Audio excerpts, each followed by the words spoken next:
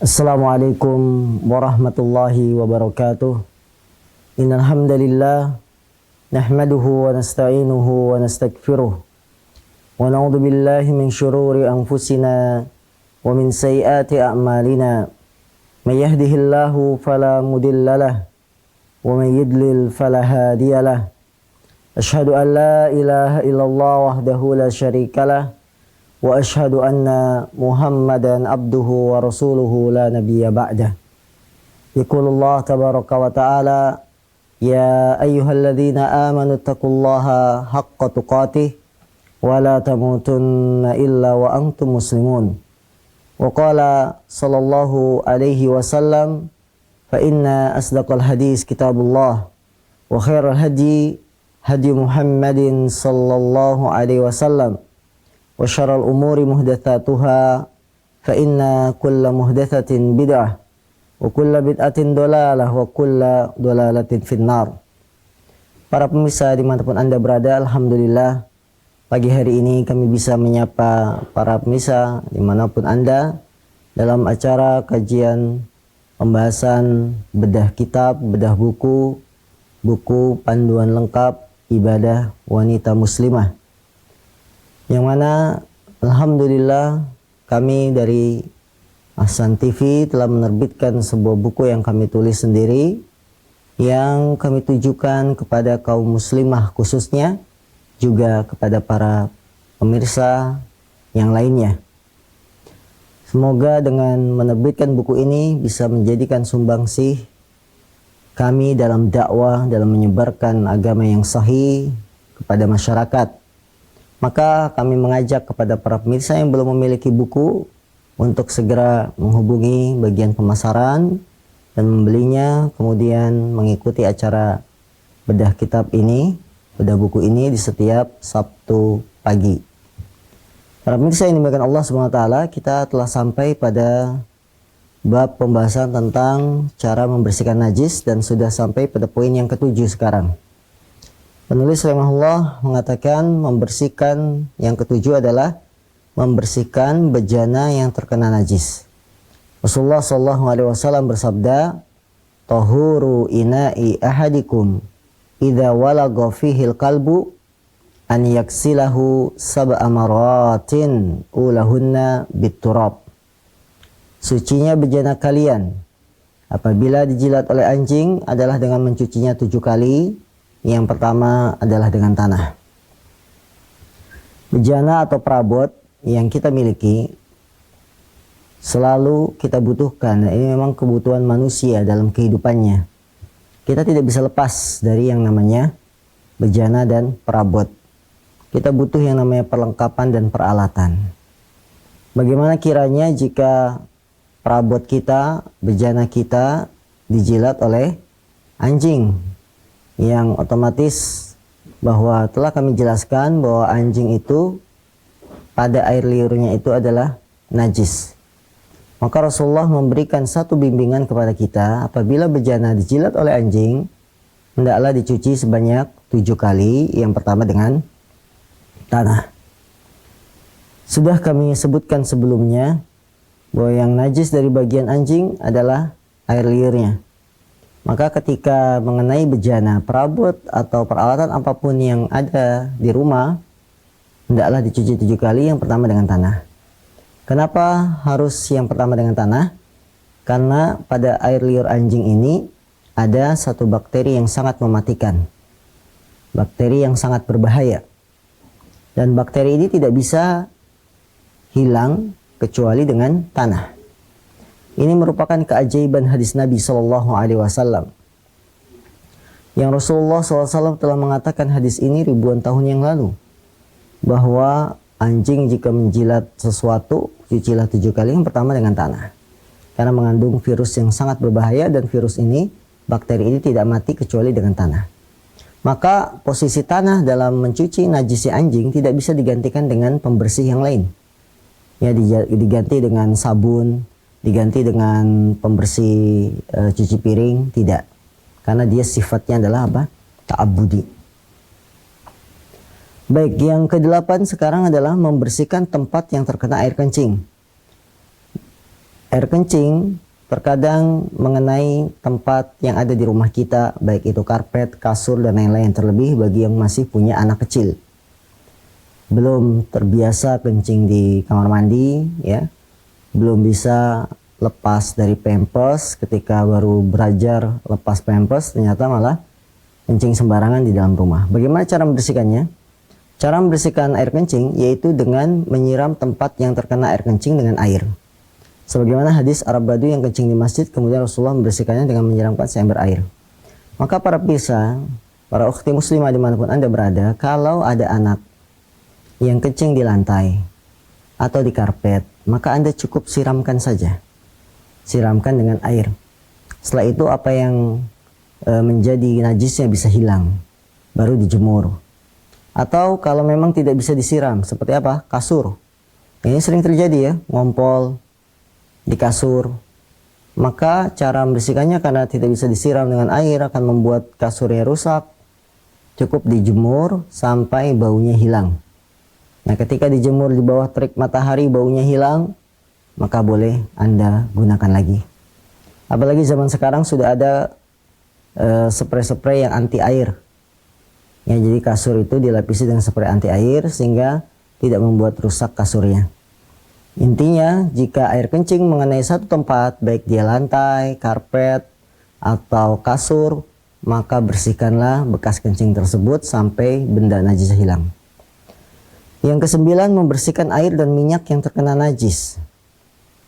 Minyak di sini maksudnya minyak-minyak beku, ya, atau air yang kemasukan najis. Kadang-kadang minyak karena saking cuaca dingin dia beku. Nah, ketika beku ini bagaimana najisnya? Dibuang najisnya dan yang terkena. Adapun yang tidak terkena maka bisa dipakai lagi. Caranya adalah dengan membuang najis yang ada di dalam air dan minyak tersebut serta yang ada di sekitarnya.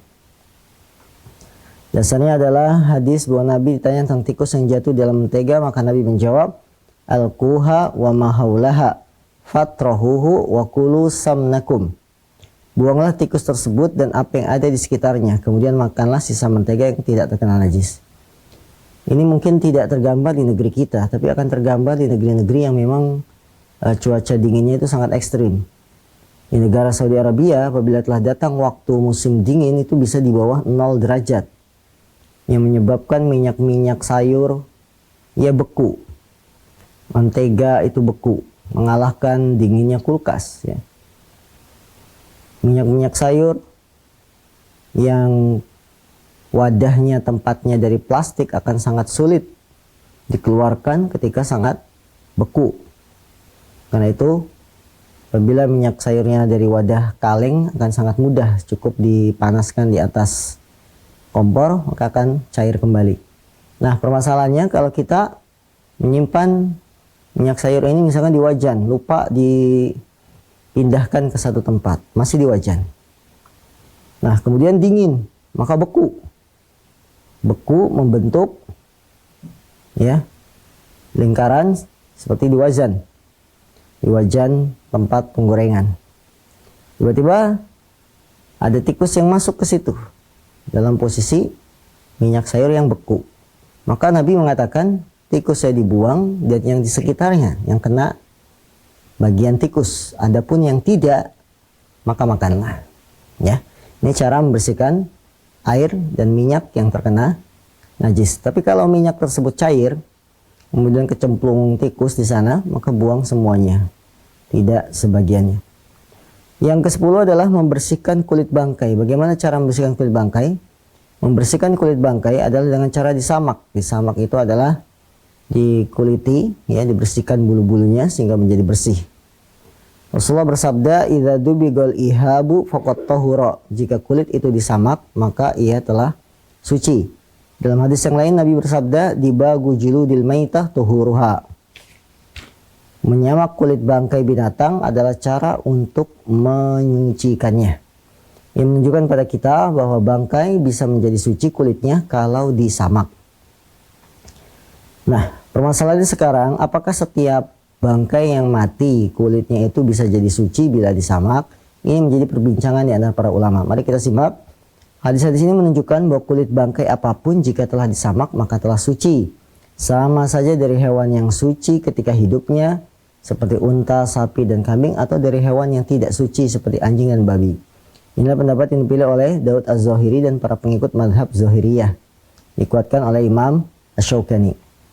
Jadi dalam menyikapi sucinya kulit bangkai, para ulama terbagi menjadi dua pendapat. Pendapat pertama mengatakan semua bangkai kalau disamak kulitnya dia jadi suci, sampai binatang yang haram juga suci.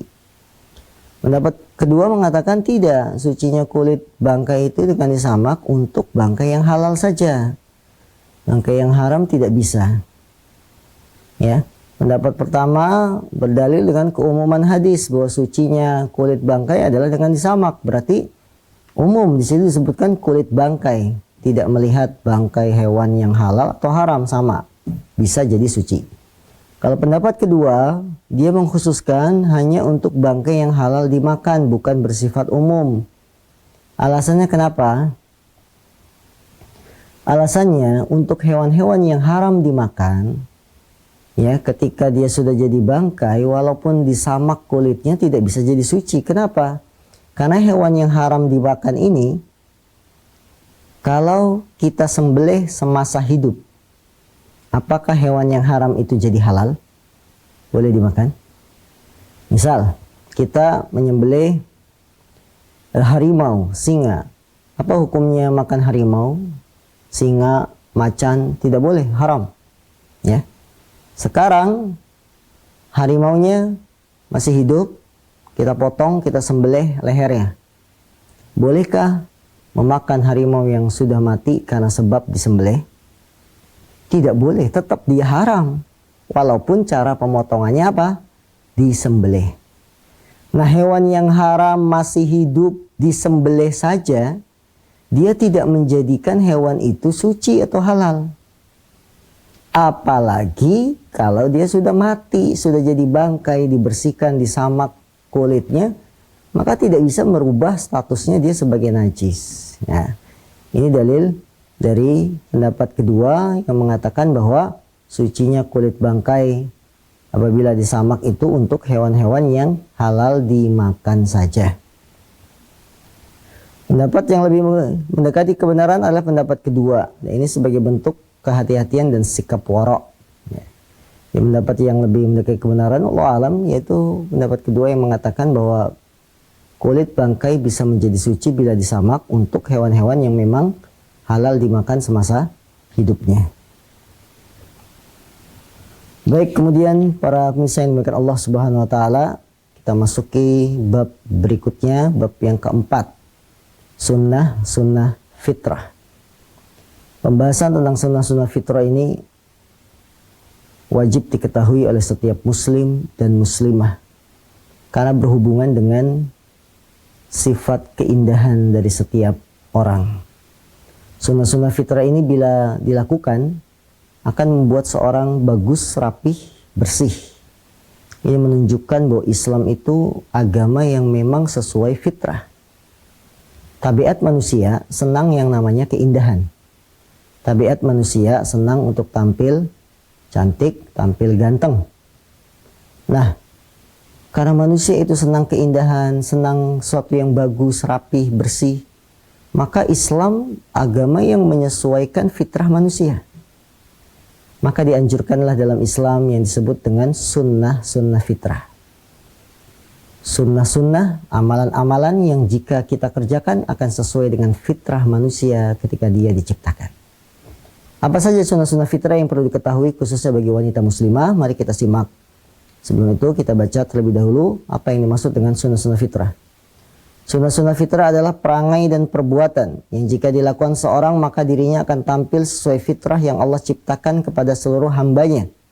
Mereka akan terhiasi dengan sifat yang sempurna dan penampilan yang paling bagus. Jadi sunnah fitrah itu jika dilakukan, kita akan terhiasi dengan sifat yang sempurna dan tampilan yang bagus.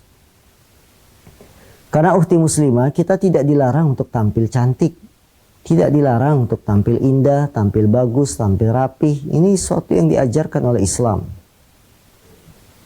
Rasulullah SAW ketika ditanya, wahai Rasulullah, ada seorang laki-laki yang senang pakai sendal bagus, senang pakai baju bagus, apakah itu termasuk kesombongan? Kata Rasulullah, tidak. Rasulullah mengatakan, innallaha jamilun yuhibbul jamal. Sungguhnya Allah itu maha indah, jamil, dan yuhibbul jamal. Allah itu senang sesuatu yang indah, bagus, dan rapi. Maka kalau ukhti muslimah ingin tampil bagus, rapi, tidak dilarang. Ya, kita memakai jilbab yang rapi, ya walaupun membelinya dengan harga sedikit mahal. Baju yang rapi, nggak ada masalah. Ini untuk menunjukkan, untuk menampakkan nikmat Allah yang Allah telah berikan pada kita. Ya. Jadi tidak semata-mata kita harus tampil juhud dengan dunia, harus tampil rombeng, tahu rombeng ya? Kusut, kucel, kumuh, rambut acak-acakan, ya tidak dirapihkan, pakaiannya pun bolong-bolong dengan alasan, oh ini juhud saya, orang paling juhud. Tidak. Tampil rapi, tampil bagus dengan baju yang harga ya lumayan, maka tidak mengapa. Karena Islam agama yang sesuai dengan fitrah, dan manusia memang fitrahnya senang untuk rapi. Jadi kalau ada yang tidak senang rapi, ini keluar dari fitrah, keluar dari kebiasaan yang Allah telah ciptakan. Imam Asy'uti mengatakan sunnah-sunnah fitrah adalah perangai yang sejak dulu para nabi mengerjakannya. Disepakati oleh seluruh agama, seolah-olah perangai-perangai ini adalah perkara yang sudah menjadi sifat kemanusiaan yang ditanamkan dalam penciptaan mereka. Ya seolah-olah inilah sifat asli. Kalau kita lakukan sunnah-sunnah fitrah itu, itulah tuntutan kita diciptakan oleh Allah Subhanahu wa Ta'ala. Jika kita perhatikan, sunnah-sunnah fitrah ini ternyata membawa manfaat di dunia dan akhirat. Di antara manfaatnya akan membuat penampilan lebih indah, membersihkan badan secara umum atau secara terperinci. Ya. Maka tampil indah, tampil bersih itu sesuatu yang dituntut. Makanya Rasulullah mengatakan, at-tahuru syatrul iman. Ya, tahur, kebersihan itu adalah bagian dari iman.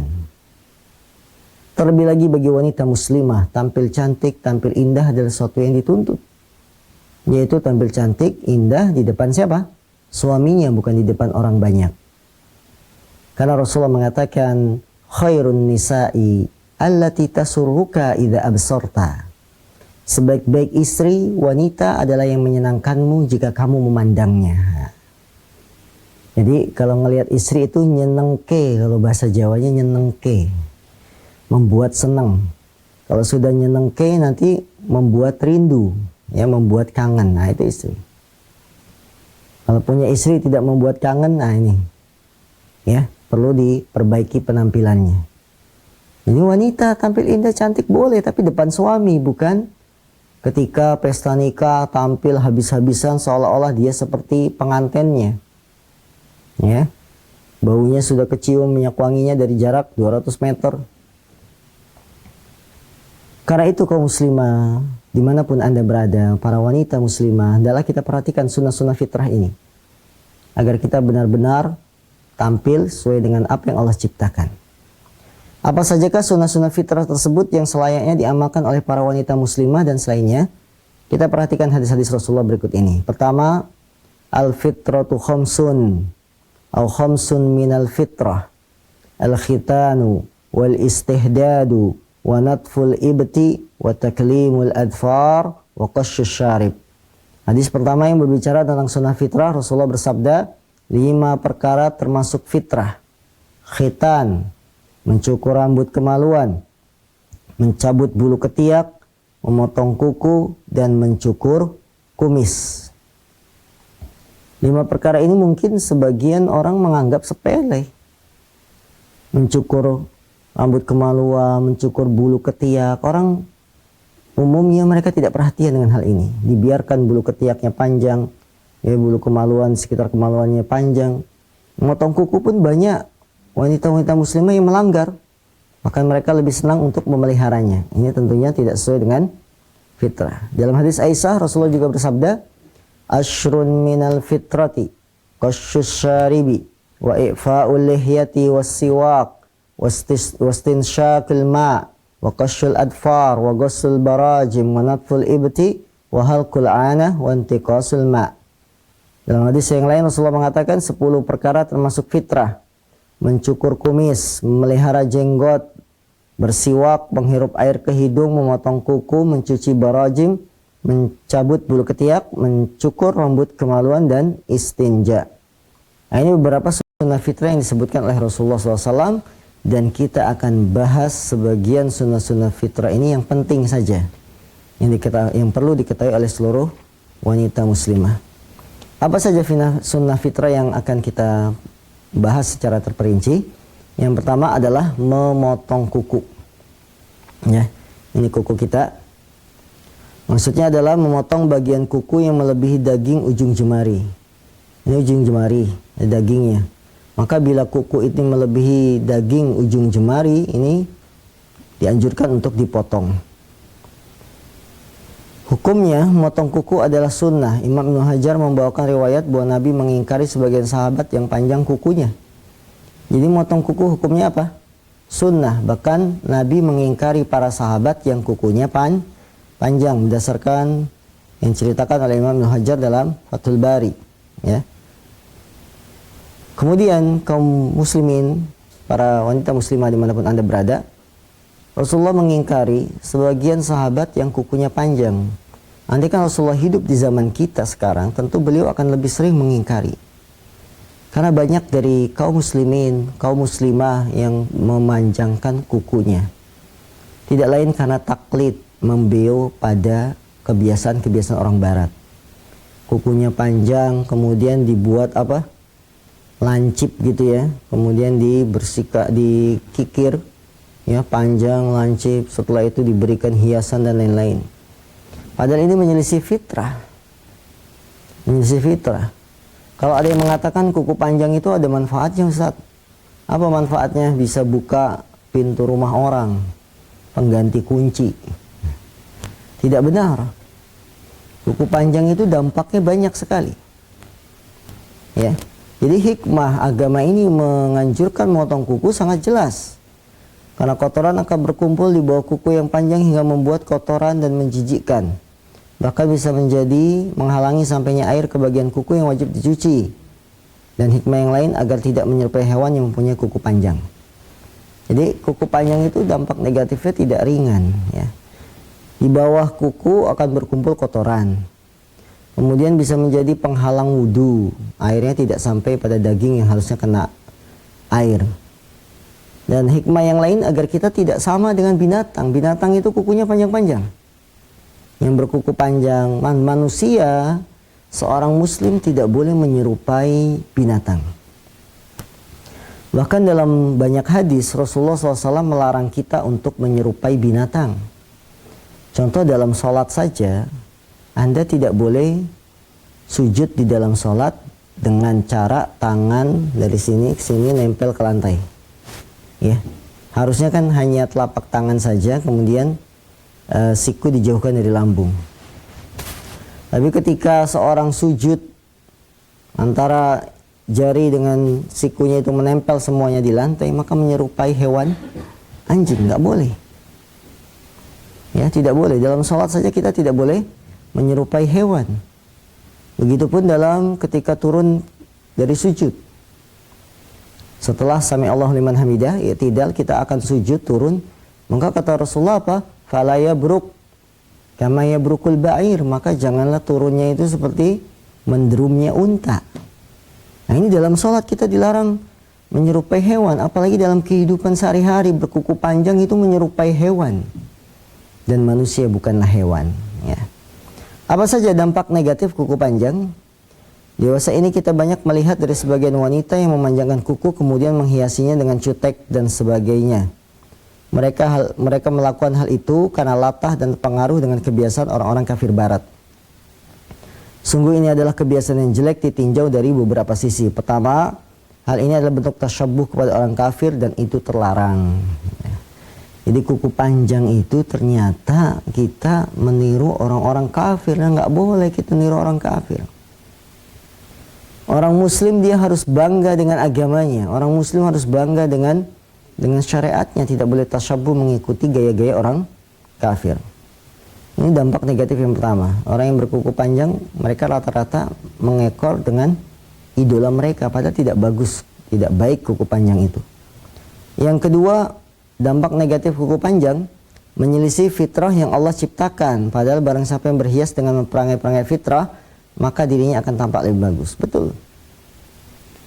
Ya, seorang manusia, seorang wanita, dia akan terlampak cantik sesuai dengan fitrahnya kalau kukunya itu pendek, tidak panjang.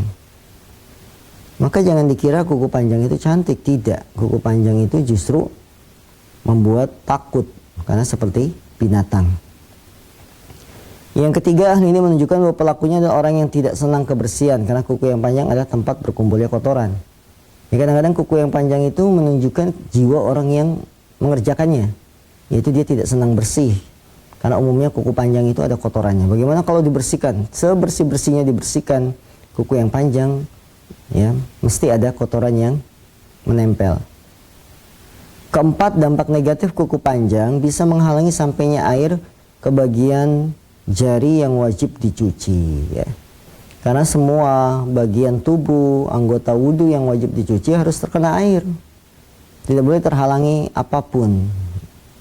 Maka para ulama mengatakan sebelum berwudhu, sebaiknya dibersihkan bagian-bagian anggota wudhu itu dari cat, dari tinta, ya, supaya tidak menghalangi air. Karena ada beberapa cat yang tidak bisa ditembus oleh air. Imam Al-Qurtubi mengatakan, orang yang memanjangkan kukunya kadangkala mengalami junub, maka bisa jadi airnya tidak mengenai kulit kukunya sebab adanya kotoran. Maka dia masih tetap dalam keadaan junub, ya. Nah ini. Kata Imam Al-Qurtubi, orang yang kuku panjang kan pasti dia akan mengalami junub, dan junub itu kan wajib mandi. Nah, kalau mandi junub, semua bagian harus kena air, jangan ada yang terhalang sedikit pun dengan kuku, dengan kotoran dan sebagainya. Maka orang yang berkuku panjang bisa jadi mandi junubnya tidak sah. Kalau mandi junub, mandi besarnya tidak sah, ini akan berpengaruh apa? Mempengaruhi sholat, ya. Ini perlu diperhatikan oleh saudara-saudaraku dimanapun Anda berada, baik wanita muslimah atau para kaum muslimin, para bapak, saudara-saudara sekalian, ya. Yang kelima, kuku yang panjang dapat menyimpan najis sehabis buang air besar. Yang hal ini bisa berakibat tidak sahnya sholat seorang karena membawa najis. Karena kukunya panjang, cebok pakai tangan kiri, padahal kukunya panjang. Ternyata ada sisa-sisa kotoran yang menempel dalam kukunya. Tentu ini berbahaya. Faedah, ada beberapa faedah seputar potong kuku. Yang pertama, tidak ada satupun hadis sahih yang menerangkan cara memotong kuku serta urutan jemari ketika memotong kuku, sebagaimana dijelaskan dengan bagus oleh Al-Hafidh Ibnu Hajar. Di dalam memotong kuku tidak ada satupun hadis yang sahih urutan jemarinya. Kita kan memotong kuku nih, mau ngurutin jemarinya yang mana yang pertama dipotong, dari kelingking, jari manis, jari tengah, telunjuk, kemudian ibu jari. Tidak ada urutan seperti itu, ya. Dan ini telah dijelaskan oleh Al-Hafidh Ibnu Hajar. Jadi boleh saja mau mulai dari yang kanan dulu, potong dari ibu jari, atau ngacak ibu jari langsung jari manis, nggak ada masalah. Atau kita mulai motong dengan kuku yang tangan kiri dulu, tidak ada masalah. Dan apa yang beredar di media sosial berupa gambar cara memotong kuku yang sesuai sunnah Nabi, ya. Dimotong kukunya begini, ya. Ini kita pertanyakan, dari mana urutan-urutan semacam itu? Tidak ada hadis yang sahih. Selama tidak ada hadis yang sahih, bagaimanapun ya kita potong kuku, yang penting kukunya itu sudah terpotong, maka Anda telah mengamalkan sunnah. Walaupun mulai ibu jari dulu langsung kelingking, atau tangan kanan dulu baru tangan kiri, atau kiri dulu baru kanan, tidak ada masalah, sudah tercapai. Yang penting tujuannya apa? Hilangnya kotoran, tidak menyelisihi binatang, tidak menyerupai binatang, kemudian menyelisihi orang kafir. Itu tujuannya sudah tercapai, sudah cukup. Kemudian patokan waktu dalam motong kuku adalah disesuaikan dengan kebutuhan. Setiap orang berbeda-beda dalam hal ini, tergantung kondisinya. Yang jelas, kapan saja kuku mulai tampak panjang, maka hendaknya dipotong dan jangan dibiarkan melebihi 40 hari. Memotong kuku waktunya disesuaikan dengan kebutuhan. Kalau memang sebelum 1 pekan sudah panjang, ya potong. Dan yang jelas jangan lebih 40 hari. Karena Anas bin Malik mengatakan, "Wukkita lana fi qassis syaribi wa taklimil adfar wa natfil ibti wa halqil aanah alla natruka akthara min arba'ina laylah." Kami diberi waktu untuk mencukur kumis, potong kuku, mencabut bulu ketiak, dan mencukur rambut di sekitar kemaluan, agar tidak dibiarkan lebih dari 40 malam. Artinya ketika ingin potong kuku, potong bulu kemaluan, bulu ketiak, ini tidak boleh lebih dari 40 hari. Dan dalam masalah kuku itu lebih panjang. Sepekan saja tidak dipotong, ini sudah kelihatan panjang. Maka dibersihkan.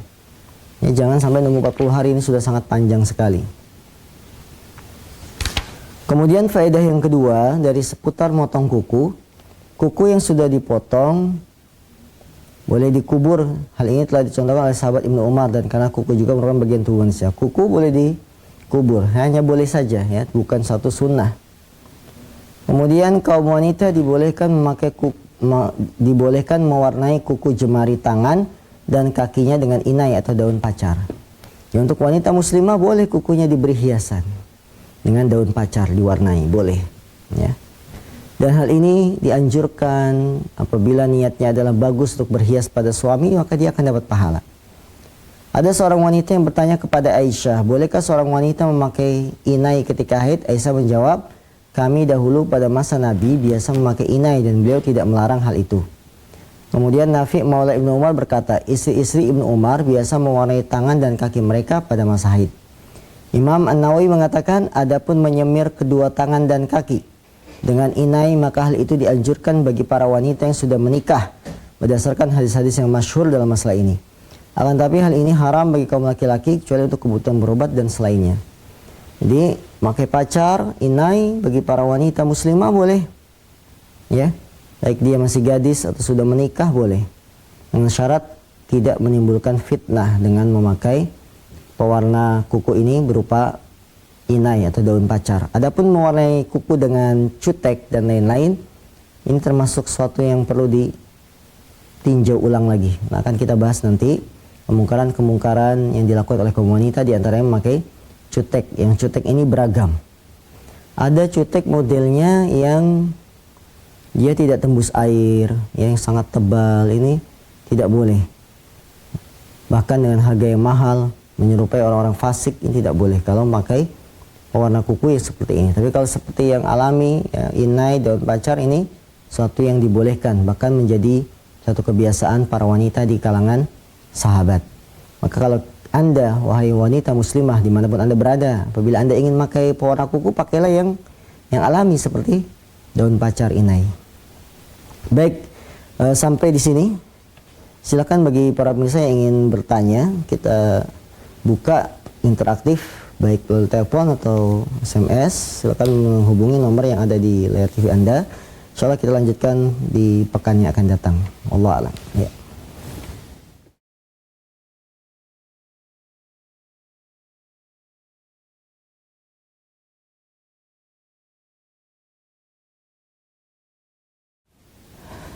Pertanyaan pertama melalui pesan singkat.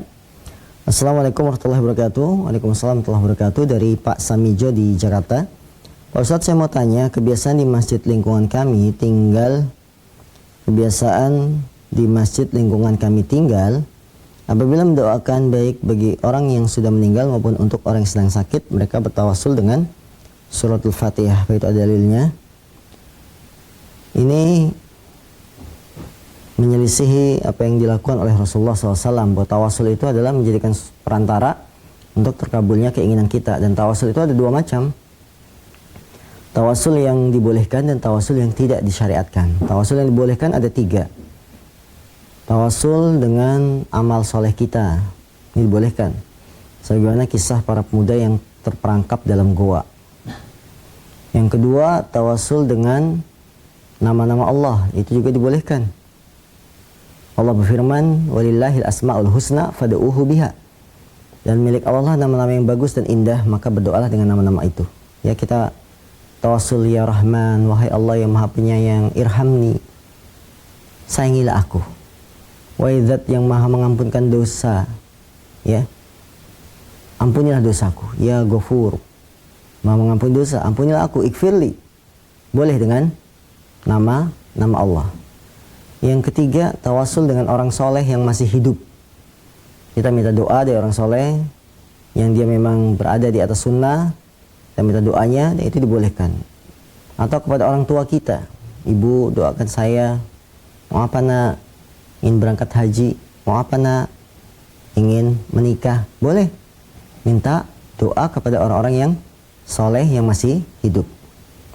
Ini tawasul yang dibolehkan. Adapun tawasul dengan surat Al-Fatihah, ya, maka termasuk penggunaan surah Al-Fatihah yang tidak pada tempatnya. Kalau surah Al-Fatihahnya dibacakan sebagai ruqyah, mungkin bisa. Ada orang sakit, kita datangi, kita bacakan surah Al-Fatihah. Bisa, sebagaimana hadisnya Abu Sa'id Al-Khudri.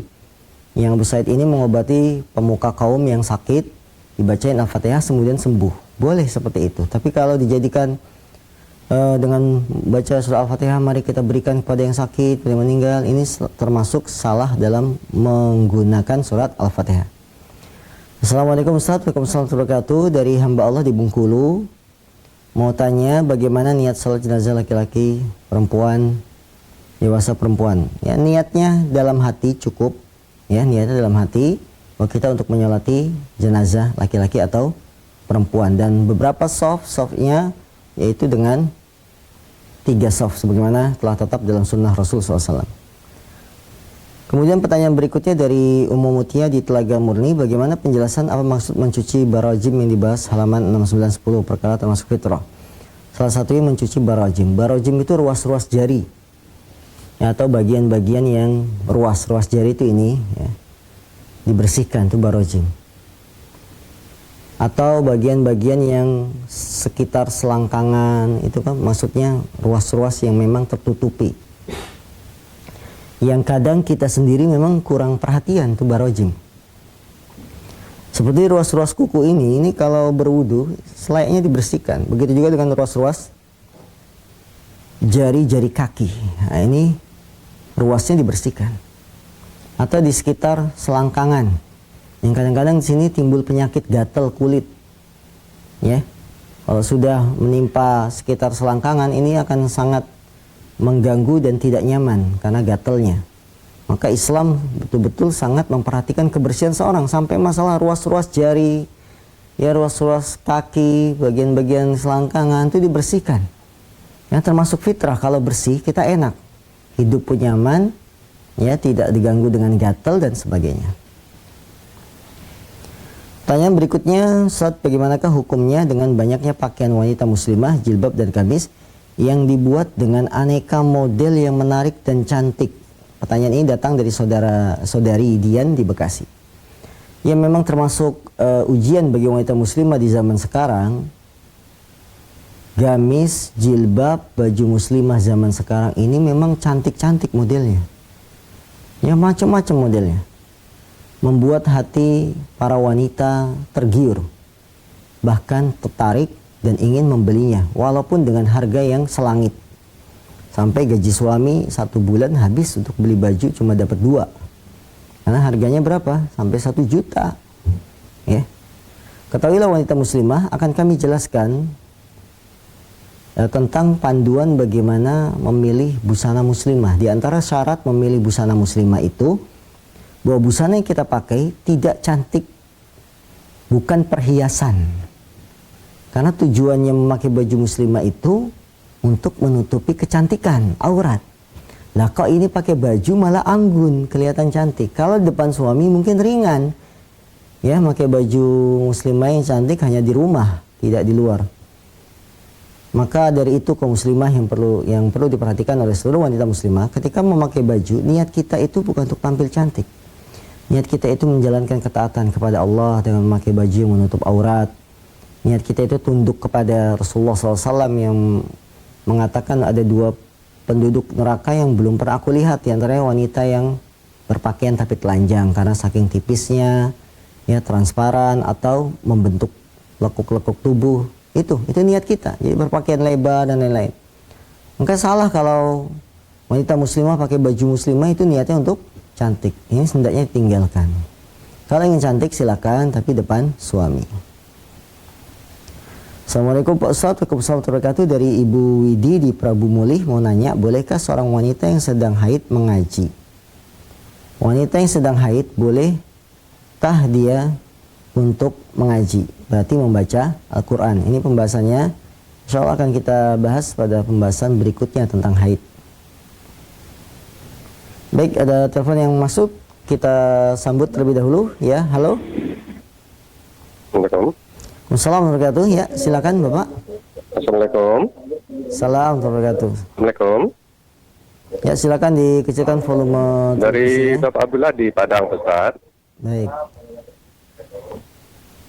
Ini mau tanya, Ustaz. Ya. Bagaimana caranya kalau wanita sedang pakai jilbab duduk dalam tempat ramai, Ustaz, tidak bisa buka jilbabnya? Baik. Cukup.